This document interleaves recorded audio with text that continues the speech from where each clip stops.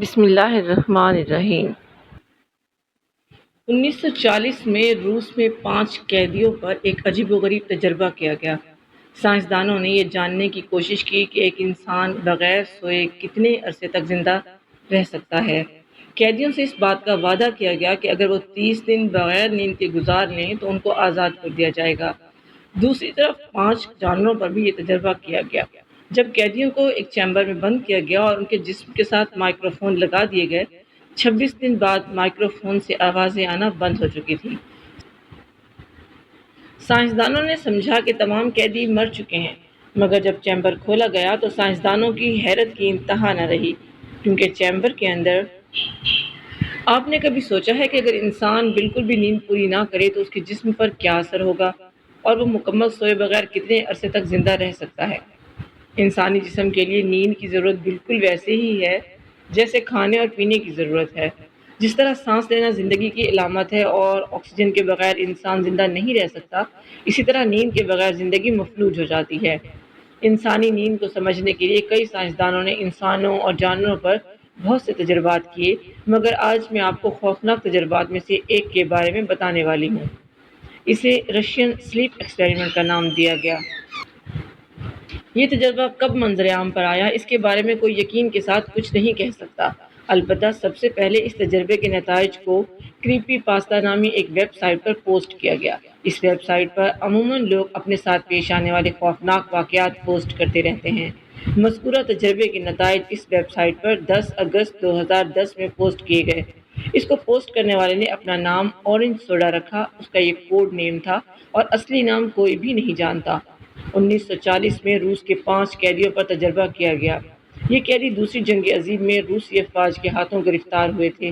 اس تجربے کا مقصد یہ جاننا تھا کہ انسان بغیر سوئے یا بغیر نیند کیے کتنے عرصے تک زندہ رہ سکتا ہے، اور شاید ان قیدیوں کو سزا کے طور پر یعنی پھانسی کی بجائے اس طریقے سے مارنے کی ایک نئی تجویز بھی تھی کہ اگر مر گئے تو یہ ان کی سزا، اور اگر بچ گئے تو ان سے کئی نئے تجربات کیے جائیں گے جس سے مزید معلومات حاصل کی جا سکتی ہیں، جو کہ کسی بھی انسان کے لیے ضروری ہیں۔ خاص کر میڈیکل لائف میں اس تجربے کی کامیابی کو یقینی بنانے کے لیے ان قیدیوں سے جھوٹا وعدہ کیا گیا کہ اگر 30 دن تک بغیر سوئے زندہ رہے تو ان کو آزاد کر دیا جائے گا۔ اگر ان میں سے کسی نے بھی 30 دنوں میں سونے کی کوشش کی تو ادھر ہی گولی مار دی جائے گی، اس کی زندگی ختم کر دی جائے گی۔ قیدیوں نے کہا کہ ہمیں سوچنے کا وقت دیا جائے، یہ معاملہ اتنا آسان نہیں، اس لیے ہم 24 گھنٹے کا وقت چاہتے ہیں تاکہ اپنا فیصلہ آپ لوگوں کو بتائیں۔ قیدیوں کو سوچنے کے لیے 1 دن کا وقت دے دیا گیا۔ ان میں سے ایک قیدی نے اپنے ساتھیوں سے کہا کہ میرے لحاظ سے تجربہ ہمارے خلاف ایک سازش ہے، یہ لوگ ہمیں کسی صورت بھی آزاد کرنے والے نہیں لگتے۔ جب قسمت میں موت پہلے ہی لکھی جا چکی ہے تو پھر 30 دن کی اذیت ناک زندگی گزارنے کا کیا فائدہ؟ 30 دن تک نہ سونے کا مطلب یہ ہے کہ ہم 10 یا 12 دن کے اندر ہی مر جائیں گے۔ یوں تڑپ تڑپ کر مرنے سے بہتر ہے کہ ہم راتوں کی نیند پوری کر کے ہی مریں۔ دوسرے نے کہا کہ میں اپنے پہلے ساتھی کی بات سے اتفاق نہیں کرتا، اور کہا کہ میں تمہارے خیالات سے متفق بالکل نہیں۔ اس وقت ہم ان کے محتاج ہیں، وہ ہمارے حاکم ہیں اور ہمارے پاس کوئی دوسرا راستہ نہیں ہے سوائے ان کا حکم ماننے کے۔ ہو سکتا ہے کہ یہ ہمارے ساتھ کوئی کھیل کھیلا جا رہا ہو اور جھوٹا وعدہ ہو، لیکن ہمارے پاس کوئی دوسرا راستہ بھی تو نہیں سوائے اس کے کہ ہم ان کی بات پر عمل کریں۔ اگر ان کی کہی گئی بات درست ثابت ہوئی تو ہمیں ایک نئی زندگی مل جائے گی۔ تیسرے قیدی نے بھی اپنے دوسرے ساتھی کی بات کی تائید کی۔ اس نے کہا کہ ایک قیدی کے پاس اور کوئی دوسرا راستہ کیا ہو سکتا ہے؟ میں نے اپنی بیوی سے وعدہ کیا تھا کہ میں واپس لوٹ کر ضرور آؤں گا، وہ میری راہ تک رہی ہوگی، میرے انتظار میں اس کی آنکھیں راستہ دیکھتے دیکھتے تھک چکی ہوں گی، میرے بچے اپنے باپ کے انتظار میں خوار ہو رہے ہوں گے۔ اگر ہم نے 1 مہینے تک سروائیو کر لیا تو ہم واپس گھر جا سکیں گے۔ چوتھے قیدی نے کہا کہ میرے دماغ میں ایک ترکیب آئی ہے جس سے ہم یہ جاننے میں کامیاب ہو جائیں گے کہ کیا ہم 30 دن تک جاگ سکتے ہیں یا نہیں۔ آج رات سب جاگ کر گزارتے ہیں، اگر ہم میں سے کوئی بھی ایک رات بھی نہیں جاگ سکے تو پھر 30 دن وہ بغیر سوئے نہیں گزار پائے گا۔ پہلے قیدی نے اس کی بات سے اتفاق نہیں کیا اور کہا کہ ہم کم از کم آج رات تو نہیں جاگیں گے، کیا پتہ بعد میں سونے کا موقع ملے یا پھر نہ ملے، یا پھر ہم ایسی نیند میں چلے جائیں جس سے انسان بیدار بھی نہیں ہوتا۔ لہٰذا اپنا یہ خیال اپنے پاس رکھو اور کم از کم آج کی رات ہمیں چین سے سونے دو۔ خیر، 5 قیدیوں نے جیل کی انتظامیہ کو بتایا کہ ہم نے جاگنے کا فیصلہ کیا ہے، ہم 30 دن تک جاگیں گے۔ وہ کہ یہ کام آسان نہیں، لیکن ہم آزاد ہونے کے لیے کسی حد تک بھی جا سکتے ہیں۔ ان تمام قیدیوں کو ایک چیمبر نما کمرے میں منتقل کیا گیا۔ اس کمرے میں کھانے پینے کی چیزیں میسر تھیں۔ وقت گزارنے کے لیے وہاں کتابیں، رسالے بھی رکھے گئے تھے۔ ان کو زندہ رکھنے کے لیے بہت سی سہولیات دیں۔ ان کو نیند کی اجازت بالکل نہیں تھی، البتہ لیٹنے کی اجازت تھی۔ لیٹنے کے لیے انہیں جانوروں کی کھالیں دی گئیں۔ ان قیدیوں کو سخت نگرانی میں رکھا گیا کہ کہیں یہ سو نہ جائیں۔ اس بات کو یقینی بنانے کے لیے ان کے کمرے کے باہر کھڑکی پر مختلف شفٹوں میں لوگ ان پر پہرا دیتے رہے۔ ان کی یہ ڈیوٹی تھی کہ کوئی بھی شخص سونے کی کوشش نہ کرے، اور اگر یہ سونے کی کوشش کریں تو ڈنڈوں سے جگاؤ۔ اس سخت سیکیورٹی میں کسی بھی قیدی کے لیے یہ آسان نہیں تھا کہ وہ سو سکے۔ اس چیمبر میں ایک نامعلوم گیس بھی چھوڑی گئی جس کا نام نہیں بتایا گیا، جس سے نیند میں خلل پیدا ہوتا ہے۔ ان تمام قیدیوں کے جسم کے ساتھ مائکروفون اٹیچ تھے تاکہ ان کی تمام تر گفتگو سائنسدان سن سکیں اور اس حقیقت کو جان سکیں کہ نہ سونے کی وجہ سے ان کے جسم پر کیا اثرات رونما ہوئے۔ ابتدا میں سب کچھ ٹھیک اور نارمل محسوس ہو رہا تھا۔ پہلے 5 دن تک یہ قیدی ایک دوسرے کو اپنی زندگی کے حالات سناتے رہے، اپنی زندگی کے بارے میں ساری کہانیاں سناتے رہے۔ واقعات سنانے کا مقصد یہی تھا کہ وہ کسی طرح اپنے آپ کو مصروف رکھ سکیں اور سونے سے باز رہیں، کیونکہ وہ کسی صورت بھی سو نہیں سکتے تھے۔ سیکیورٹی ان پر معمور تھی۔ وہ گپے لگاتے رہے، کتابیں پڑھ کر وقت گزاری کرتے رہے، لیکن یہ نارمل پن کچھ ہی دن رہ سکا۔ 5 دن بعد یہ ختم ہونے لگا۔ جیسے جیسے وقت گزر رہا تھا ان تمام قیدیوں میں عجیب و غریب تبدیلیاں ہونے لگیں۔ ان لوگوں میں اس طرح غصہ اور بے چینی بڑھتی جا رہی تھی، انہوں نے ایک دوسرے سے بات کرنا ترک کر دیا اور اپنے آپ سے سرگوشیاں کرنا شروع کر دی۔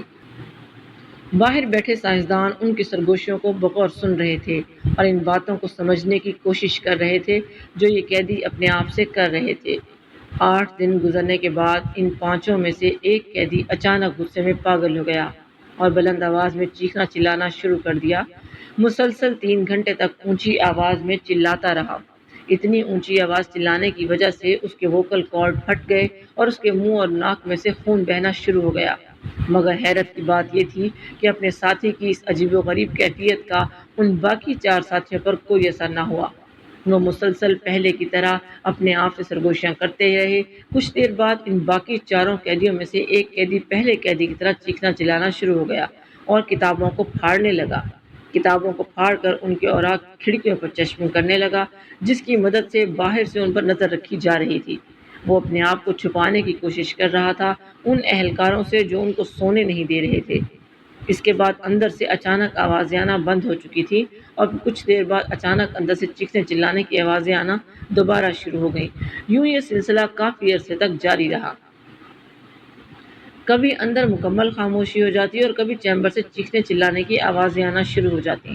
اس دوران دن گزر چکے تھے۔ اس کے اگلے 3 دن ایسا ہوا کہ اندر سے کسی کی کوئی آواز سنائی نہ دی۔ چونکہ سائنسدان ان کو باہر سے نہیں دیکھ رہے تھے اور اندر سے ان کی کوئی آواز بھی نہیں آ رہی تھی، تو انہوں نے یہی سمجھا کہ یہ 5 لوگ مر چکے ہیں۔ مائکرو فون سے بھی کسی قسم کی آواز سنائی نہیں دے رہی تھی۔ سائنسدانوں نے فیصلہ کیا کہ اب وقت آ چکا ہے کہ ہم چیمبر کھول کر دیکھیں کہ ان 5 قیدیوں کے ساتھ کیا پیش آیا۔ کھولنے سے پہلے ایک اعلان کیا گیا کہ اگر کوئی قیدی ابھی بھی زندہ ہے تو پیچھے ہٹ جائے اور زمین پر الٹا لیٹ جائے۔ اگر کسی نے ہم پر حملہ کرنے کی کوشش کی تو اسے اسی وقت گولی مار دی جائے گی۔ لہٰذا بہتری اسی میں ہے کہ اپنے آپ کو بچایا جائے اور اس کھڑکی سے دور ہو جاؤ۔ اگر کوئی قیدی کھڑکی کے پاس بھی پایا گیا تو اس کو بھی مار دیا جائے گا۔ یہ اعلان کرنے کے بعد چیمبر کا دروازہ کھولنے کا فیصلہ کیا گیا۔ جب چیمبر کا دروازہ کھولا گیا تو سائنسدانوں کے پیروں تلے زمین نکل گئی۔ انہیں اپنی آنکھوں پر یقین نہیں آ رہا تھا۔ نیچے فرش پر خون ہی خون پھیلا ہوا تھا۔ ان تمام قیدیوں نے آدم خوروں کی طرح ایک دوسرے پر حملے کیے، پھر ایک دوسرے کو کھانے کی بھی کوشش کی۔ ان کے جسموں کے مختلف حصوں سے گوشت اترا ہوا تھا۔ ایسا محسوس ہو رہا تھا جیسے انہوں نے ایک دوسرے کو تکلیف دینے کی بہت کوشش کی، دانتوں سے کاٹا اور ایک دوسرے کو نیچا دکھانے اور مارنے کی کوشش کی اور ایک دوسرے پر حملے کیے۔ ان کے جسموں پر گوشت نہیں تھا، بس ہڈیاں ہی نظر آ رہی تھیں۔ ان کا دماغ تو تھا، لیکن دماغ کام کرنا بالکل چھوڑ چکا تھا۔ ان کے اندر شعور ختم ہو چکا تھا، سوچنے سمجھنے کی طاقت بالکل ختم ہو چکی تھی۔ لیکن حیرت کی بات تو یہ تھی کہ ان 5 میں سے کوئی بھی مرا نہیں تھا۔ زندہ لاش کی طرح تمام کے تمام قیدی زندہ تھے۔ ان میں سے ایک قیدی بولا کہ ہم یہاں سے نہیں جانا چاہتے۔ ہم جس حال میں بھی ہیں ہمیں اکیلا چھوڑ دیا جائے، ورنہ ٹھیک نہیں ہوگا۔ کسی نے بھی ہمیں اس چیمبر سے نکالنے کی کوشش کی تو ہم اس پر حملہ کریں گے۔ یہ جانے بغیر کہ کہ اس کے کیا نتائج ہوں گے۔ ان قیدیوں کو ہسپتال لے جانے کی کوشش کی گئی مگر وہ آخری دم تک چیختے رہے، چلاتے رہے کہ ہم نہیں سونا چاہتے، ہمیں سونے سے نفرت ہے، نیند ہم سے کوسوں دور چلی گئی ہے، لہٰذا ہمیں سلانے کی کوشش نہ کی جائے۔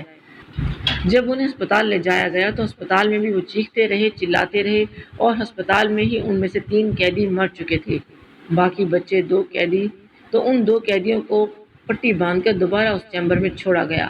چونکہ 30 دن ابھی بھی مکمل نہیں ہوئے تھے، یہ تجربہ ابھی بھی ختم نہیں کیا گیا تھا، اس دفعہ اس چیمبر میں گیس کی مقدار پہلے سے بڑھا دی گئی۔ روسی سائنسدانوں کی ایک ٹیم نے یہ فیصلہ کیا کہ وہ کچھ دیر کے لیے اندر رہ کر ان قیدیوں کے بارے میں جاننے کی کوشش کریں گے، اور سائنسدانوں میں سے ایک نے ایک قیدی سے پوچھا کہ تم کون ہو اور اس میں دوبارہ آنے کے لیے اتنے بضد کیوں تھے، اتنے بیتاب آخر کیوں تھے؟ تو اس نے قیدی کا جواب سنا تو سائنسدان بے ہوش ہو گیا۔ اس قیدی نے کہا کہ میں آپ ہوں، آپ کے اندر کا شیطان، آپ کے اندر کا ظلم۔